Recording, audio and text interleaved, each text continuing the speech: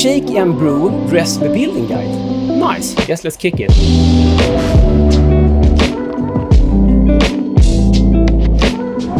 I'm Dr. Hans, this is Dr. Hans Brewery, my channel about beer and home brewing. So this was a request from Andy Willis to do a guide on how to build recipes. I'm going to do it in Brewfather, but you can use any software of course. This video has a sponsor and is sponsored by Angel Yeast, so I has sneaked in some of the products behind me. We'll be using the CN36, which have been used quite a lot for the shake and brew, so I really know how this yeast works and has been really stable, so we will use that for this recipe. Let's jump into Brewfather.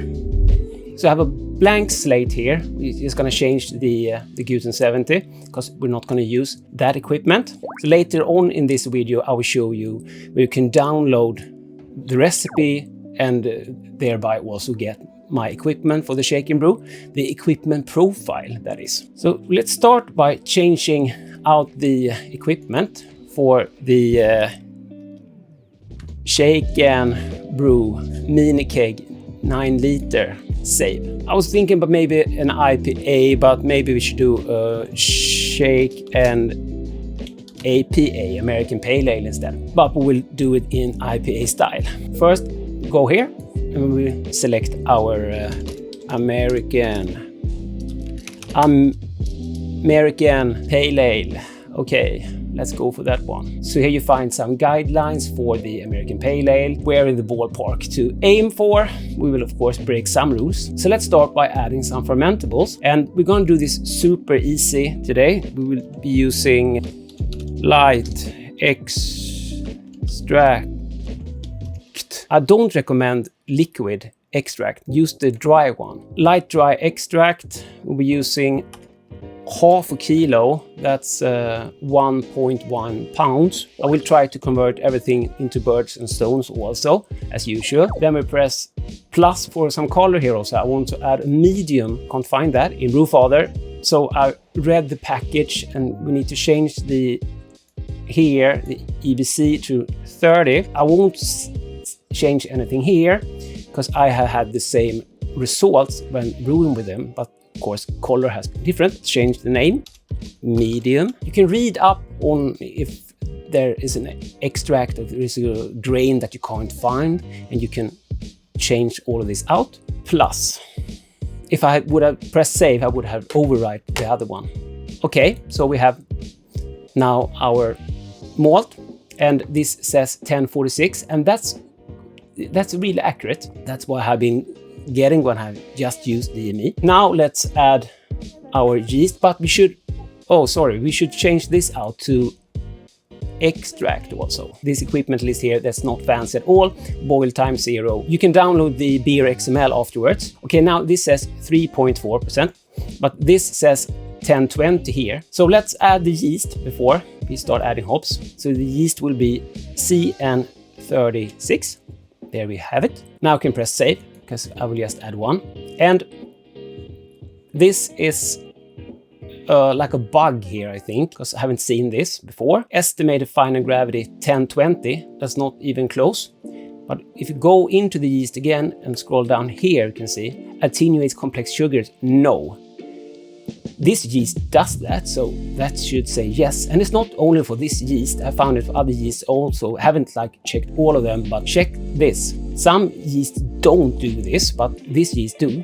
So save. And don't add plus, because that would have added another pack of yeast. And now you can see the final gravity is 1005. And that's the result I've been getting from this grist with this yeast. Both the shaken Kölsch and the shaken bitter. Link to those videos down below. But if you find that this doesn't look right and you think maybe, okay, I will probably have a final gravity of like 10 or something, you can just change that out, press save, and then you will have 1010 as your estimated final gravity. This is just calculations and estimations, and it's not like you're gonna hit your numbers every time you brew, but for this extract thing I have been doing it, and you learn your own brewing system and tweak. No, final gravity cancel. Okay, no, final gravity reset. Okay, so now we're back. Let's add some hops. I'm thinking some Citra. And of course, you could read the package and change the alpha acid accordingly. But now I'm going with what it says. Let's start with 25 grams. And we will change this out. We will see what we get. 5 minutes. And I will say, let's say aroma. And so we do hop stem. It's not doing really a boil. So let's set this as 99 Celsius. And that's about 210 Fahrenheit. We changed that in a bit. It's going to explain why. But that is like boiling. It's really hard to like hit 100 degrees Celsius when boiling. So we press plus and then we add some Chinook, US Chinook. You can see up here how much bitterness it will add. But let's go for this one. 25 grams and say plus and not save. Plus and close this up. And we can see now that we are getting calculated 38 IBUs, but I'm looking at this number more with the concern of FG, of course, bitterness to gravity ratio, but that's original gravity and not final gravity. But I want this around 0.7, I think, for this beer. So this is a little bit too bitter, maybe. This is just calculations, and this does not mean that this is the truth. But the 99 Celsius, that's probably not correct, because we will be adding hot water on top of DME, so that will probably lower it. So I'm going to lower it to like 95. Save, and take the other one, 95. Save. Now we're like a little bit under even. So small things here change a lot. So I'm gonna raise up one of these to like 33 and see what happens. Say, okay, so now we have 33 IBUs or 0.72. Nice. Then we can add some dry hops also to this one. Go in here, we use the same. We can use the same amount, it doesn't really matter. Right now, dry hop, I will change this to like 3 days and press plus so I don't override it. And let's dry hop it with some Citra also. We can use the same amounts. Dry hop. You don't have to use the same amounts, but plus. Okay, so we can see our total now is 160 grams of hops. And let's scroll down to fermentation. Pressurized. Yes, I will do pressurized fermentation. So, primary, I'm thinking 22 degrees Celsius. Will probably, this yeast has been really quick, so I will not say 33, I will say 3 days. Pressure, as I will open this fermenter up, I don't want to add too much pressure before dry hopping, because I don't want a nasty accident. I can link down below to a video what can happen when it really goes wrong.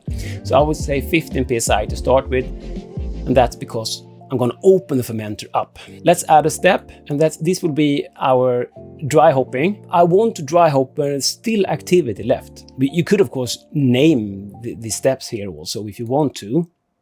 First, dry hop and ramp. Temperature, I'm thinking let's raise this 25C up to 25C after dry hopping. And let's dry hop for 3 days. And I will probably raise that up under 1 day. So we will 1 ramp day, and that will mean that we can lower this because that's an equal of 3 days. Pressure-wise, now we also want to get our carbonation level right, 25C. So I will jump over to my webpage, drhansbrewer.com. Up in the corner, Doctor's Tools, you will find my calculator. If you want to check out a little more in-depth how to use it, but we will run through it now. You have a video down below here. Let's choose a beer style. Let's do American Pale Ale. And here you get a suggestion, 2.5 volumes. Okay. You can choose Celsius or Fahrenheit or pressure units or bar. So I will do PSI and Celsius. So I will raise this up to 25, and that says 30 33 psi. So let's go back to Brewfather, 33 psi.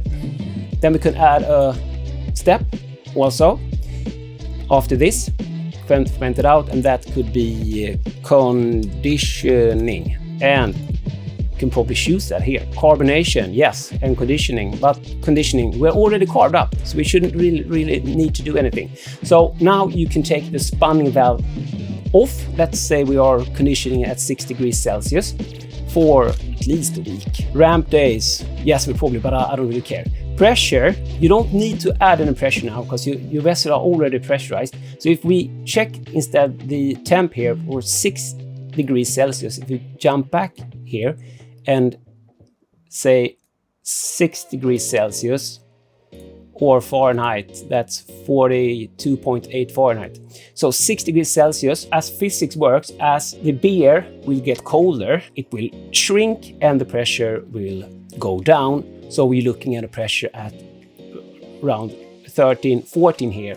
That would be like serving pressure. But if you wanted to pressurize this now, if you don't think you have the right carbonation level, you can put 14 psi of pressure on that, or 13.5 or something. As you see here, we will end up a little bit lower, so beneath the guidelines for the beer style, but I'm totally fine with that. It means a little bit more alcohol, a little less sugar and carbohydrates. So nice. If you want to download this as a beer XML file, which you can open in Brewfather or Beersmith and other programs, you can go and check my pinned comments. I will show you in another video. I have the same here. This is from the Shaken Kölsch. And here you also have the Angel Yeast link. You can read about all of their yeasts. Here, learn more with me how to become better at home brewing. This page, and I will put it somewhere here in this. Yes, check it out. And if you find this video helpful, you could support me on Patreon, become a channel member, or just buy me a beer. Thank you so much. If you haven't seen what can happen if you're not really careful when you dry hop under pressure, you should really go and watch that video. Well, that's all for today. Hope this was helpful. See you in the next one. Dr. Hans out. Hej då!